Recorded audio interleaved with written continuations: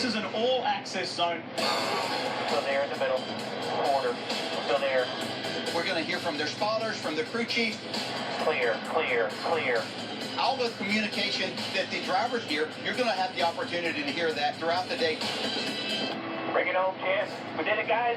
Yeah, you guys are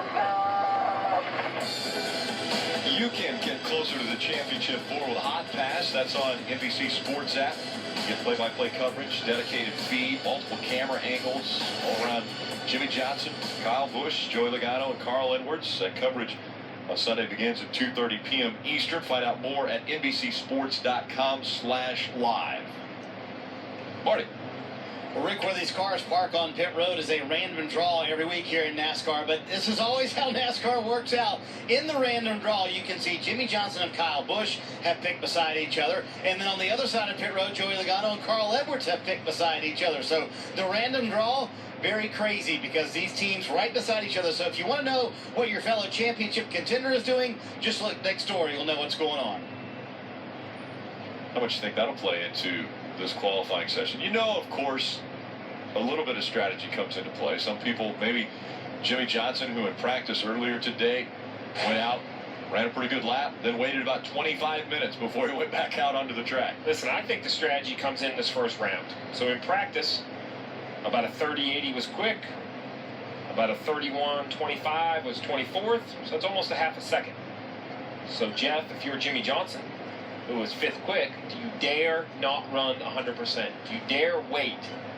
Let some cars go on the track and run 90%. Try to save a little tire, because every time you go on the track, you have less grip. Or is it all out to guarantee you move through? Yes. That's sweet. I'm going that way. I'm going all out. I don't think you can risk not moving into round 2. So I think you have to go run as fast as you can. Well, and this is what I'm talking about, Rick. That group qualifying format, round 1, we have 24 will advance. Then round 2 will take the fastest 12. Then finally in round 3 is when the pole will be decided. So can you not burn your tires up in the first round? The concern at this racetrack is that the track is so coarse, it's so abusive on tires that your first lap on the racetrack is probably going to be the fastest.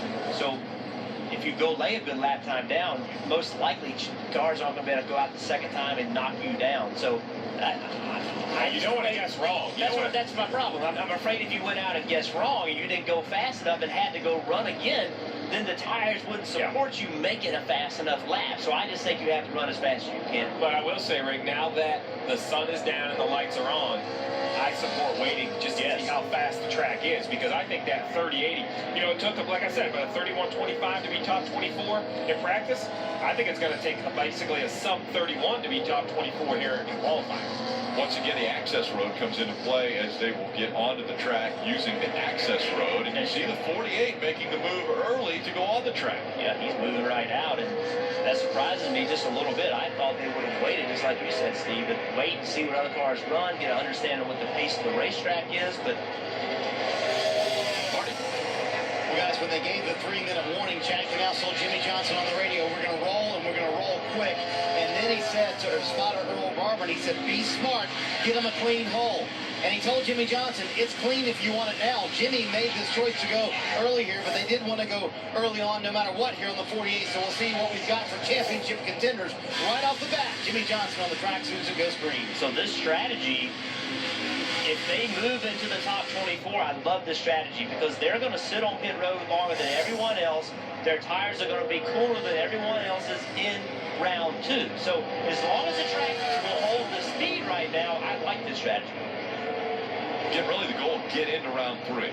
So what we're seeing here, though, out of Jimmy Johnson is not a very good lap compared to Biffle. No, it's not. Greg Biffle was not very good in practice. So he's 3rd right now compared to Biffle. The concern I have is Greg Biffle is 24th in practice. So perhaps Greg Biffle made great strides with his race car. We hope that's okay for Greg Biffle and his... They heard it. Pretty bad. He said pretty bad. Yeah, I mean, it's... we're going to have to wait and see, but so aren't they. We're actually not going to have to wait long because the 19 of Carl Evans is going to show us what he has, and he was right there 9th in practice. And Carl saying, hey, you want to do the same thing we did in practice? And the team answering him, yeah, do you think that's going to work? But either way, they also want to wanted to get out there early and make this first run. I mean, you see right here coming up to speed right around the top of the racetrack. You know, Jeff, the other thing to keep in mind, you've had those 2 Xfinity Series practices, but the reason I didn't think that would be a big deal is because the trucks have been on practice this morning, so it's not like the Cup cars were the first thing on the track. We saw Jimmy Johnson ran that 93. Michael McDowell ran a 97. Just for reference, Michael McDowell was 35th in practice. Well, and this confirms it, that those laps aren't very good because Carl Edwards is tracking much faster than Greg Biffle, 1/10 of a second faster than Greg Biffle. So if that is truly the case, if he can keep this speed back around, which he's losing, well, as I said, that he starts gaining, he's going to easily run what, something sub 70, yeah, 59. That puts Jimmy Johnson basically 3.5 tenths off the pace. 3.5 tenths probably will not stay inside the top 24. It's a good chance that Jimmy Johnson would drop out of the top 24 and have to make a second run. Well, it's definitely uncomfortable.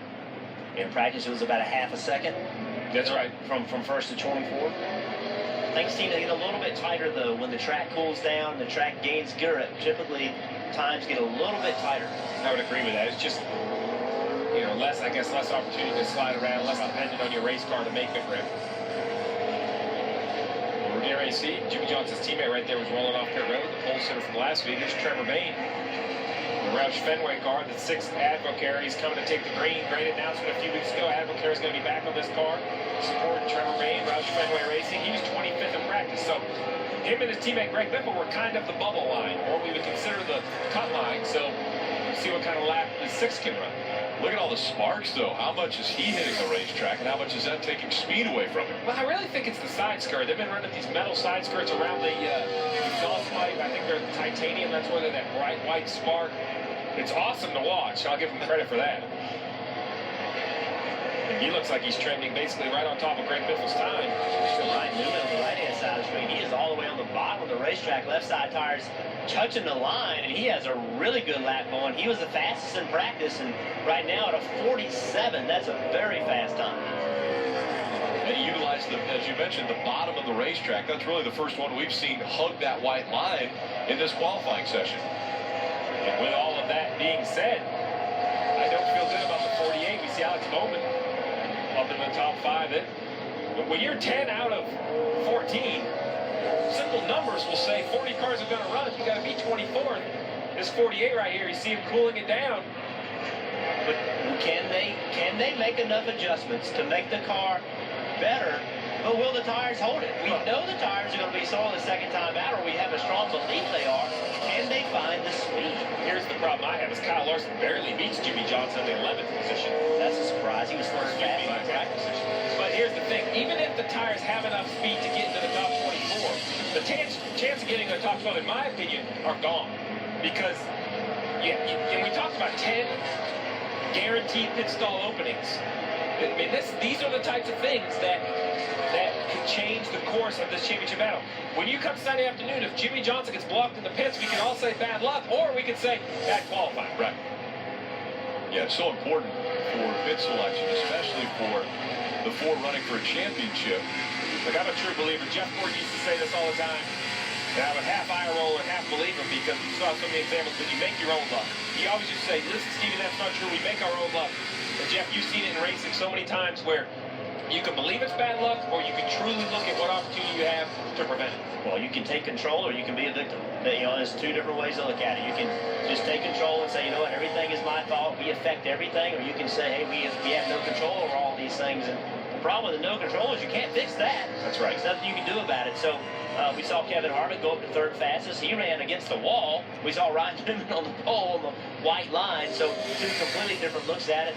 Blaney just went out. He's 5th fastest. Austin Dillon 4th fastest. Yeah, it seems like everybody continues to keep going out and going faster than what Jimmy Johnson ran as we see Tony Stewart's and that 14 making his final qualifying run.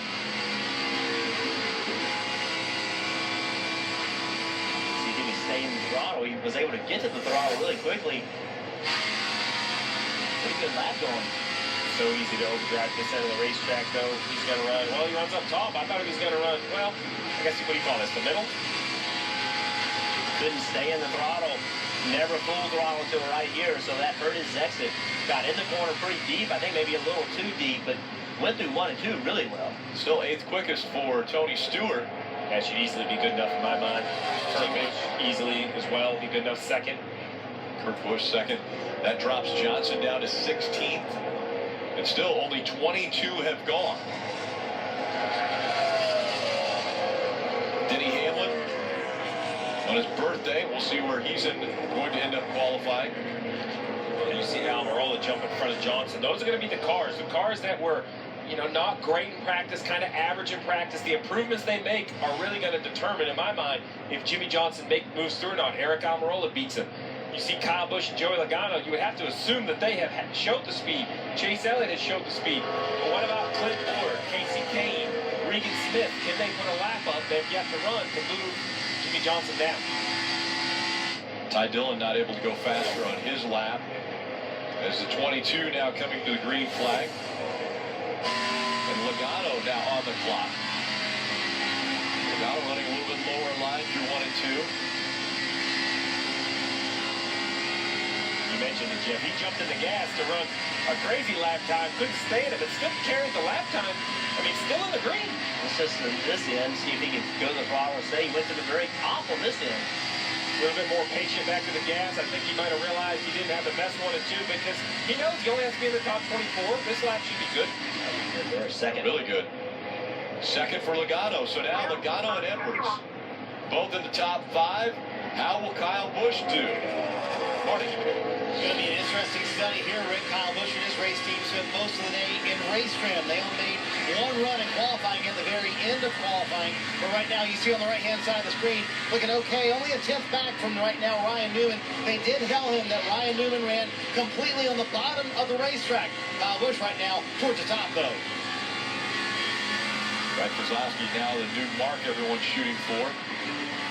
And Kyle Busch goes 15th quickest, way ahead of Jimmy Johnson. That pushes him all the way to 22nd.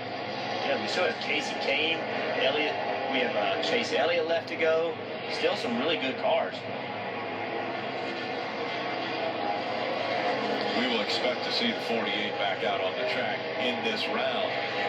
With 10 minutes to go, he has plenty of time to cool the car down, but at the same time, it will be the second time around on these tires. Brad Keselowski the fastest in this first round, coming back to pit road. And you see now we're comparing to Paul Menard in the 24th, and Casey Mears is in the green. Jimmy Johnson has less than a 10th of a second over Paul Menard. So if Casey Mears can beat Paul Menard by that 10th of a second, he'll go above Jimmy Johnson. And right now, looks like he'll do it off turn 4. Here's Casey Kane. He's kind of right in the red.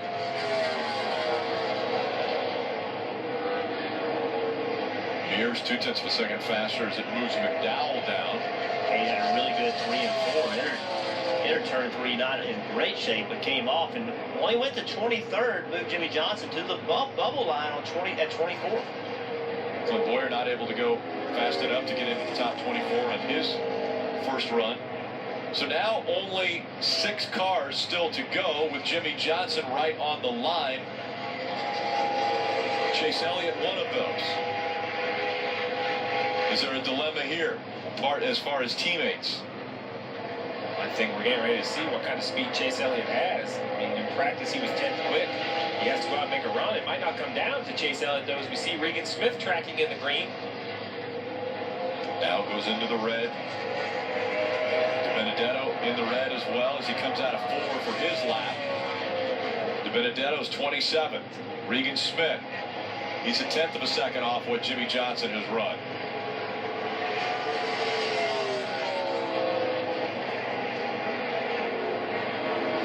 Regan Smith goes 30th on his lap. Ryan Scott in his final qualifying session in the green. A lot closer to that white line. Ryan Scott could be the one to bump Jimmy out. Yeah, he lost a little bit of speed, but he still has some to go. He's got to go all the way to the bottom of 3 and 4, but he drove in really deep all the way to the white line. Has to catch it.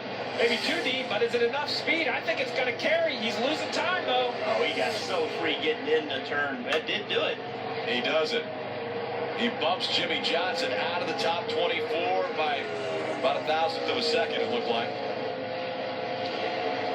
But that shows you how far off Jimmy Johnson and his team were for Brian Scott to get that loose on corner entry, had to chase the car up that much and still beat him. That shows you how far off the 48 car was. And Chase Elliott, look at the speed he has. And I wonder if they're questioning the time in which they went out. I think Chase Elliott's going to go to the top of the board with this lap. This is really fast. Oh, my goodness. I mean, smoked him a 21. Wow. 30-21 for Chase Elliott. We weren't expecting to see that kind of speed. Well, so you have to start asking yourself, did the 48 go too early? Did the track gain grip as the sun went down? I know that they wanted to get out there, get their lap, and cool their tires. I mentioned maybe saving tires. You mentioned trying to get them cool, Jeff, but both of those theories, now you see him tightening his belt. Jimmy Johnson knows he's going to have to do it again. The path for the 7th championship is just a little more difficult.